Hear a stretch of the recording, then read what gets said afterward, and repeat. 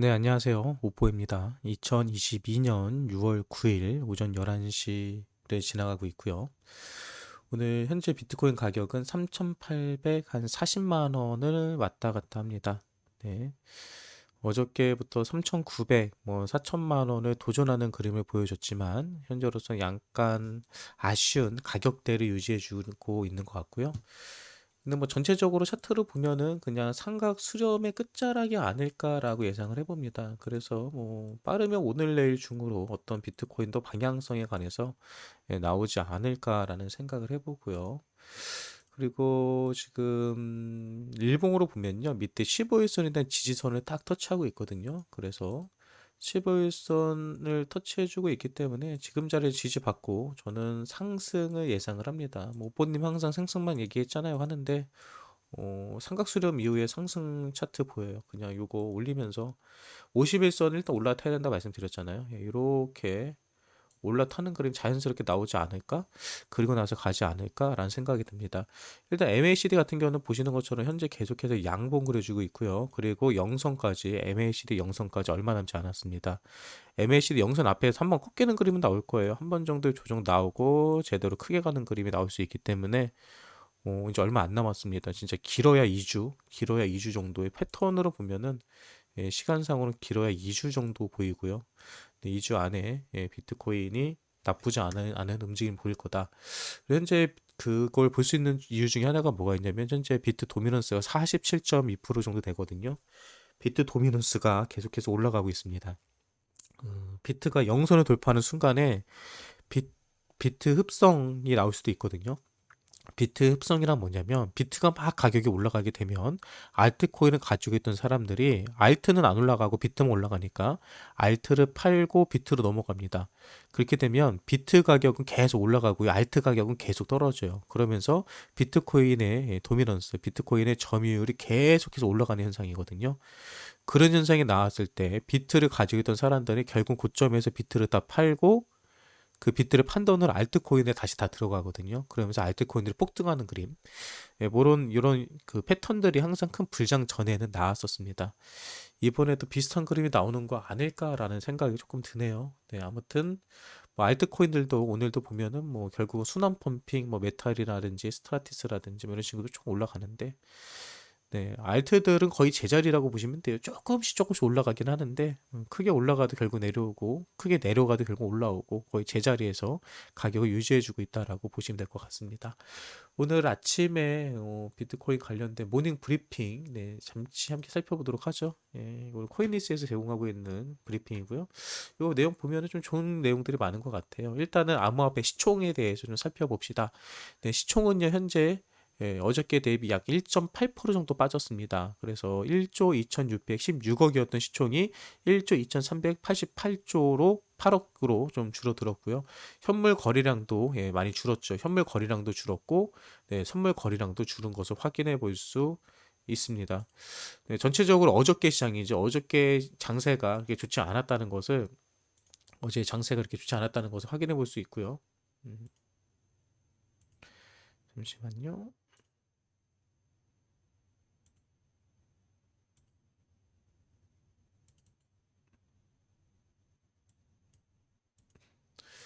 예.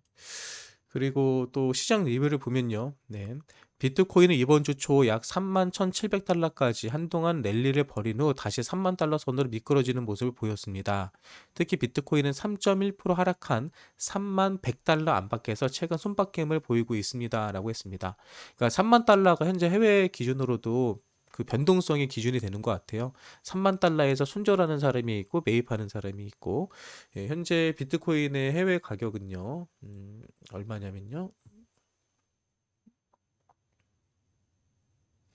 현재 3만 100불입니다. 3만 100불. 현재 해외 같은 경우도 3만 불은 유지해주고 있습니다. 나쁘지 않네요. 3만 불이 깨졌을 거라 생각을 했는데 일단은 3만 100달러 지금 자리에서 계속해서 손바뀜이 일어나고 있고 지금 자리가 매우 중요한 자리라는 것을 확인해 볼 수 있습니다. 예. 네, 그리고 비트코인은 미국 나스닥 지수와 유사한 흐름을 보였으나 최근에는 점차 연결고리가 약해지는 것으로 보입니다라고 합니다. 많은 사람들이 비트코인과 나스닥이 커플링이 되고 있다. 그러면서 뭐로 비트코인 보냐, 나스닥 보면 돼. 이런 얘기를 많이 했었거든요. 그런 얘기 할 때마다 제가 기대 심리에 의해서 같이 기대 심리가 살아나면은 나스닥과 비트코인이 같이 좋아지고 기대 심리가 투자 심리가 떨어지면 같이 떨어진다. 하지만 이 투자 심리의 영역을 벗어나가면 제갈 길을 간다라고 얘기를 드렸잖아요. 최근 들어서는 나스닥이 올라가든지 떨어지든지 상관없이 비트코인은 제갈 길을 가는 모습을 보여주고 있습니다. 네, 그런 점에 관해서 얘기를 한 것 같아요. 네, 다음에 이더리움에 관련된 기사들이 있네요. 이더리움은 1.4% 하락한 1788달러를 기록했고, DOT 빚 AVAX가 약 3% 이상, 솔라나가 2% 이상 하락했다. 뭐 폴카닷이라든지 뭐 이런 코인들 많이 하락했고, 링크 같은 경우는 체인링크 같은 경우는 약 2% 이상 상승했다라는 것을 보여주는 것 같습니다. 뭐 이거는 말테들의 움직임이기 때문에 넘어가도록 하고요. 암호화폐 시장과 정토시장의 분석가들은 오늘 있을 유럽 중앙은행의 통화 정책 회의 결과에 총각을 세우고 있습니다. 미국 연방준비제도 외에 다른 국가의 중앙은행들이 시장 전반을 장악할 수 있다는 이유 때문입니다라고 했습니다. 오늘 유럽 중앙은행의 통화 정책 회의가 있다고 해요. 그 결과가 어떤지에 따라서 일단은 나스닥은 많이 움직일 것 같아요. 나스닥은 움직이면 저녁에 있을 것 같긴 한데 코인판까지 커플링이 될지는 좀 지켜봐야 될 것 같습니다. 네. ECB는 아까 말했던 것처럼 유럽 중앙은행이에요. ECB의 훨씬 더 공격적인 긴축 정책으로 최근의 달러 강세에 대응할 것. 그러니까 쉽게 말해서 달러 강세를 죽이기 위해서 더 공격적인 긴축을 할 거다. 유럽에서도 더 긴축 정책을 할 거다라는 거고요. 컨센서스 거래는 미국 연준의 조치에 의해 일어난 일이 아니라 주요 세계 각국 중앙은행들로 인해서 하반기에 달러가 약세를 보일 것이다라고 했습니다. 달러가가 약세를 보인다는 것은 주식시장이라든지 코인시장에는 오히려 호재입니다. 네, 이것도 좀 지켜볼 수 있는 거고요. 일단은 유럽 중앙은행에서는 긴축 정책을 통해서 달러화의 강세를 약간 죽일 생각을 가지고 있는 것 같아요. 국내 주요 거래소들이 라이트코인의 토큰을 상장 폐지하면서 향후에 해외 거래소에도 일부 영향을 미칠지 암호화폐 거래자들이 주목하고 있습니다라고 하는데요. 라이트코인은 어저께도 계속 얘기했지만 라이트코인이 상폐된 이유는 업데이트 때문에 그러합니다. 바로 이 익명성을 추가한 업데이트 때문에 그런데 익명성을 추가한 것 때문에 전 세계에 있는 모든 거래소 상폐가 된다라고 한다면 예, 그러면 라이트코인에서는 그 기능을 빼면 돼요. 근데 라이트코인에서는 거래소에서 이렇게 반응이 나올 걸 알면서도 업데이트 했다는 소리는 그거보다 더 큰 뭔가가 뒤에 준비되어 있다는 걸로 우리는 생각하는 게 상식입니다. 그냥 상식. 예. 라이트코인은 전 세계 600개가 넘는 거래소에 상장되어 있어요. 네, 한국에서 몇 군데의 거래소에 상폐됐다고 해도 크게 걱정될 필요가 없고요. 그리고 라이트코인은 국내에서 어차피 거래량이 10% 이내의 거래량을 보여줘 왔기 때문에 큰 영향은 없을 겁니다.